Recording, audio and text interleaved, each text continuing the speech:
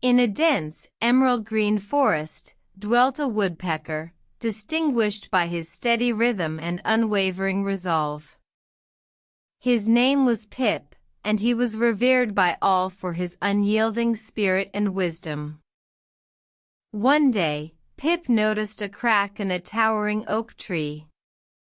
Concerned, he hammered tirelessly to alert others. However, his fellow creatures dismissed him, believing the crack insignificant. Days turned into weeks, and the crack grew wider.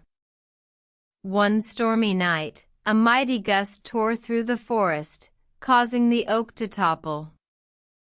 Its fall threatened to destroy many homes. The forest animals, now in panic, turned to Pip, seeking his wisdom. He replied, "I warned you of the crack, yet you ignored me. When we see signs of danger, we must not remain indifferent." The forest learned a valuable lesson that day.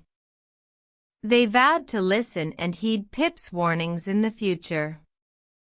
From then on, the woodpecker's wisdom became an essential part of their community, reminding them to always stay vigilant. And so, the tale of Pip, the wise woodpecker, served as a reminder to all. When we know something is amiss, we must not hesitate to act, for inaction can lead to disaster.